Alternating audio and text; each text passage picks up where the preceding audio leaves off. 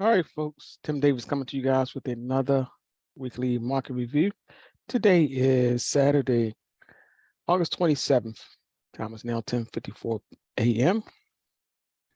And if you haven't seen by now, you should know that it looks like after Friday's symposium with the Federal Reserve, looks like the sellers are back in control.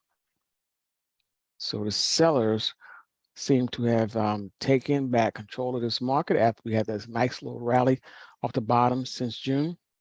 And I'm going to start this weekend by just, before I dive into the markets, I'm going to show you guys how convincing this is when you start to see all the major big players that a lot of folks pay attention to, all look the same. So here is and I'm going to show you all weekly charts. Here's a weekly chart of AMD. One thing I'll point out is that AMD is showing the same size as overall market. Every time it has hit a major level of resistance, it has been rejected. So we see that downward trend, overall downward trend that the major markets have been in. You also see those in some of these big darlings that we all grown to know and love. AMD is one. Was as high as 164 back in November of last year. Now just trading around 90 bucks and ready to head lower as the bears take back control of this overall market. Look at Nvidia, same scenario. Same scenario, Nvidia, and it's definite downward trend since November of last year. And every time we have traded to rally back up to this level of resistance, the bears have stepped back in to take back control of the market.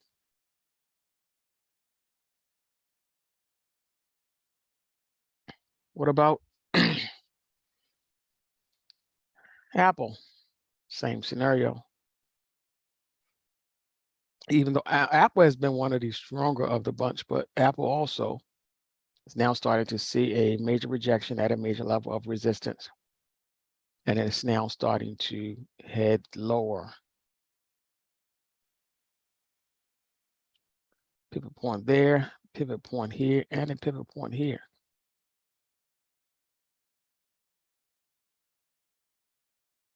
What about Amazon?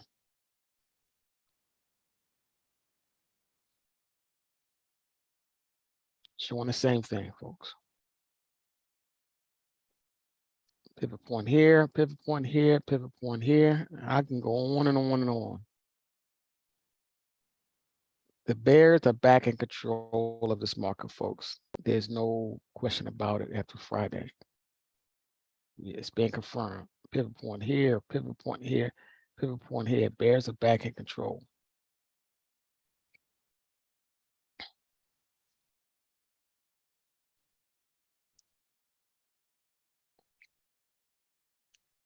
So let's take a look at the overall markets.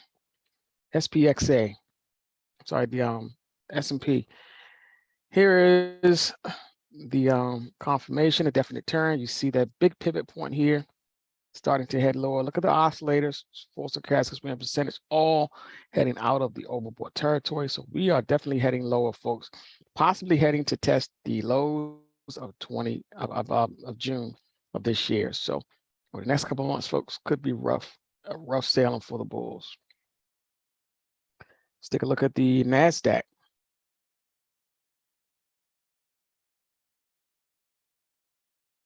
The Nasdaq Composite, same scenario.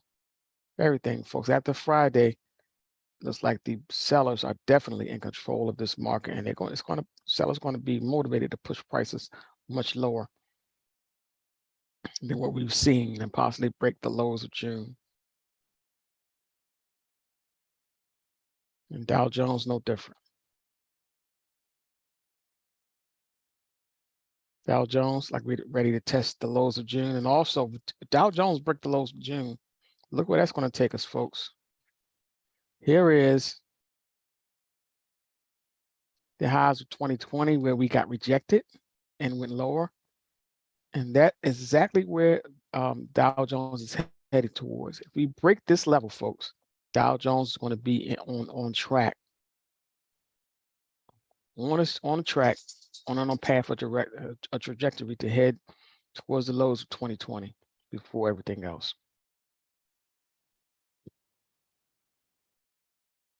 So things about to get interesting, folks, as we head into towards the end of the year.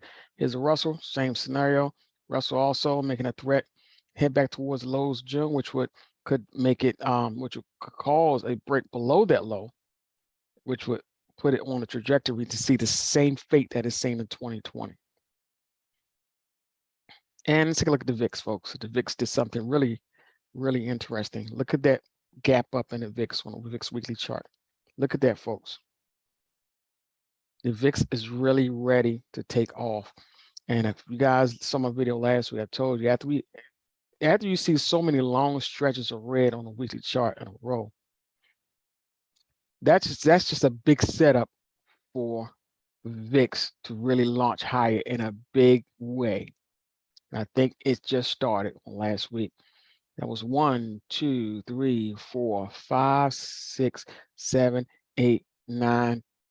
Is that one? Good. 1, 2, 3, 4, 5, 6, 7, 8, 9, 10 weekly red candles in a row before we get our first green. And I think that first gap up is going to be significant over the next couple of weeks. We could really see the VIX really start to ramp up and launch higher.